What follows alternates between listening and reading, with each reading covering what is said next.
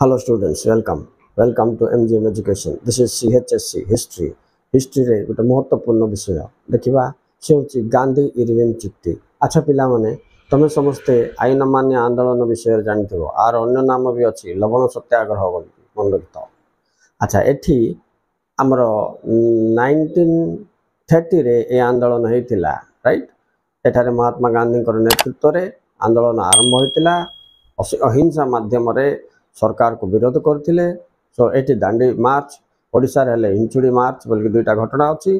तापरे आंदोलन तीव्रता हला परे गांधी आ इरविन को मध्य गोटे चुक्ति हेतिला 5 मार्च 1931।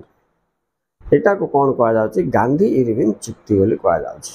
तो आरे फर्स्ट पॉइंट तमे लिखियो पिला माने कोन जानछ ना यहा आईन मान्य आंदोलन रो विफल रो एक मुख्य कारण English रे it is a main cause of failure of civil disobedient movement, right?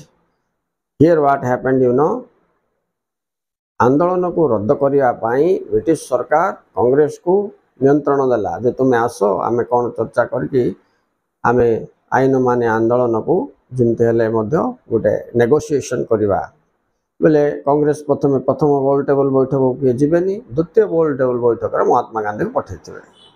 तो महात्मा गांधी सीट अटेंड कला परे सेतबेलको आमर लॉर्ड इरविन थिबो गवर्नर जनरल सी कहबो महात्मा गांधी को देखंतु आपनकर बहुत संग्रामी जेल रे भर्ती अछंती परिवार जाक डिस्टर्बेंस होची आमे कोन करबो ए समस्त को बंदीरु मुक्त कर दो राइट। मात्र कंडीशन कोन आपण ए आंदोलन टिको प्रत्याख्यान करंतु। The then governor Lord Irwin made a condition with Mahatma Gandhi and said that we will release all your freedom fighters, those who are inside the prison. But one condition, you please stop this civil disobedient movement. Provided second condition also, we are agree that we will give some concession. And the Nehru River 11-point demand, the Nehru report देथिले, we will agree on some points and we will give some concession to Indians. But you stop the civil disobedient movement will say माने आपनकर Nehru report आमे प्रत्याख्यान कर दैथिलु ताइरे आपन कोन कोन दाबी रखचंती।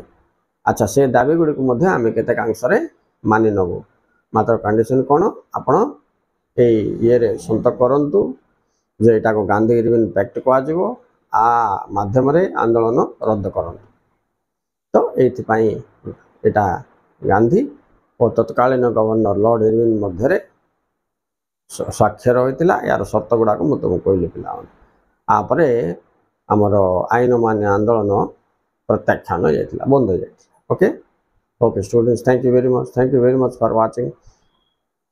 Please like and subscribe for the new videos and more videos I am uploading for you. History, political science, economics, educations, MIL and all these things you will get like this 2 marks 3 marks तुम cover करवाटा बहुत कष्ट पिला माने कोठ मिलबोनी important questions मु previous वर्षर question जाको review करके mind रखि से हिसाब तुमको एक्सप्लेन करछि।